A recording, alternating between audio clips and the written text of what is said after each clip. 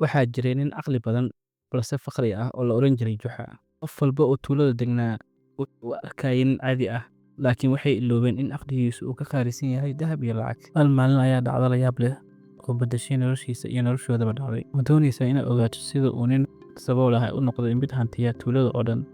La soco sheekada xiisaha leh ee Juxa. Waxaa jiri jiray nin lagu magacaabo Juxa.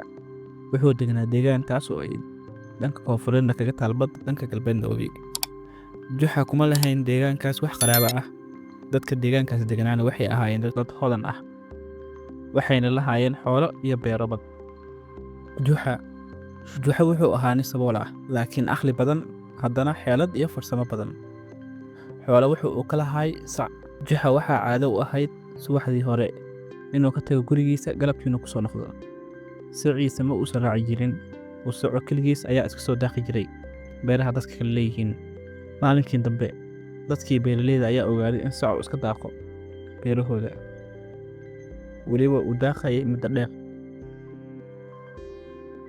Juxa ayaa sidii caadada ahayd markii ay qoraxdu dhacday ku soo laabtay gurigiisa. Markii uu guriga yimid, wuxuu la kulmay dad fara badan oo gurigiisa hortaagan iyo siciisii oo la bireeyay. Juxa arrintii wuu ka xumaaday, laakiin ma uusan muujin in siciisii la qalay. Wax magdhow ahna ma weydiisan. Juxa siciisii ayuu haragga kala baxay, kadibna wuxuu u baxay inuu soo iibsado haraggii siciisa. Muddo kadib, Juxa oo dahab wata ayaa ku soo noqday magaaladii. Dadkii ayaa weydiiyey halka uu dahabka ka keenay. Juxa ayaa ugu jawaabay, waxaan tagay magaalo haragga aad looga jecel yahay, oo haraggii sici aad waagii iga barayseen ayaan ku soo beddeshay dahabkan.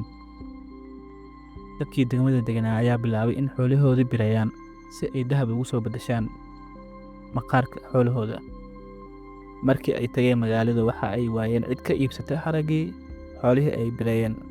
Markaas ayay ogaadeen in Juxa been u sheegay. Waxa ay taas kadib go'aansadeen inay Juxaba dilaan.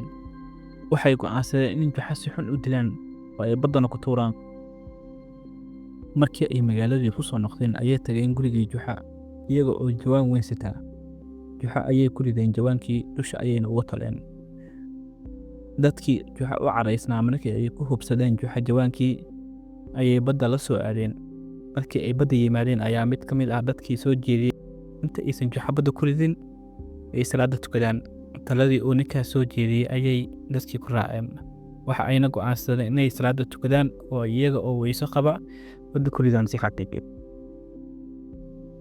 Intii ay salaada ku maqnaayeen ayaa waxaa soo maray jawaankii uu Juxa ku jiray nin reer baadiye ah oo wata cayn ari ah.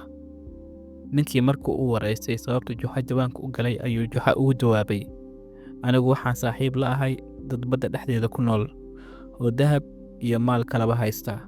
Goordhow ayay ii imaanayaan si ay ii kaxeeyaan oo dahab iyo maal badan ii soo siiyaan. Ninkii reer baadiye ahaa damac ayaa galay, wuxuuna weydiistay Juxa inuu jawaanka badalkiisa asiga ku rido ama labadoodaba ay wada doontaan dahabka.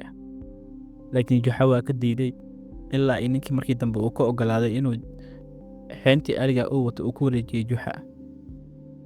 Sidii ayuu ninkii jawaanka ugu tagay, meeshiina ayuu uga tagay.